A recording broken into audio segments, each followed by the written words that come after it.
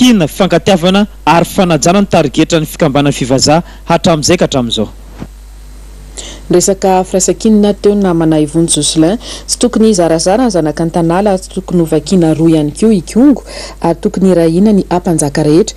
Ireo no isan'ny nivoatra tamin'ny fitsidihan'ny sekretera jeneraly ny Zanta tany Ambolimadinika. Priska Rakotonandrasana no hitatitra ny andinindininy.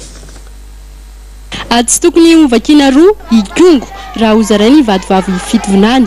Io nambaran'ny sekretera jeneraly ny Zantana ny zanaka an-tanàla. Notsindriny ihany koa ny tokony sy ny firaisan-kina eo amin'ny samy ampanjaka sy ireo anakandria. Zaho an-tanàla manokana zany dia miombona amin'ny fikasana hoe hozaraina roa ny faritra vadivavy fitovonany. Fa eo amin'izay zany dia misy fangatahana tianay apetraka mazava ka tsara ngamba manamarika an'izay hoe lavinay marindrano ny famakina ny distrika ny Kongo. Ny antony dia tsotra. Ny foko an-tanàla dia manana rafim-piarahamonina izay mifototra amin'ny fomba sy ny kolotsaina. Ka io distrika ny Kongo dia fehezina izay fomba sy kolotsaina izay.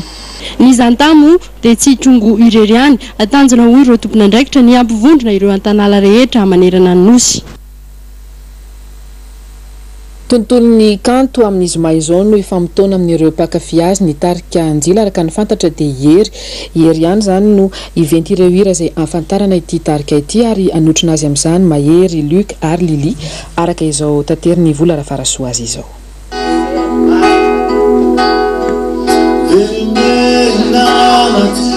Ilazao andro hafa sambasamba santionan'ireo hira nafatarana ny tarika anjily ireo ary hovetesiny hery amin'ny zoma ho avy izao etsy amin'ny SK Melody Mandriambero vetsovetso izay iarahany amin'ny Lili, Luc ary Mahery. Misy koa zany resaka gazety ho avy Njila zany hoe Njila en personne mihitsy saika anao Kibel Kanto kanefa moa zany no ny antony maro samihafa dia tsy tonga izy dia ho manokana zany amina mpikambana tarika Njila manokana dia ame fahafapoan'ny mpakafy amin'ny zoma fa 7 volana septambra eny SK Melody hery Njila mirany hirany tarika Njila miaraka amin'ny Luc sy Mahery ary Lili. 5 taona izay no nisian'ny tarika Njila ary tamin'ny taona 2004 no nihonan'izy ireo farany tamin'ny mpakafy tao amin'ny Palais des Sports etsy Mahamasina.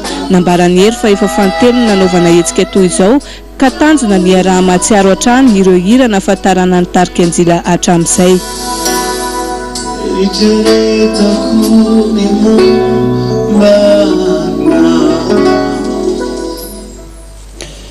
Tontolon'ny fanatanjahantena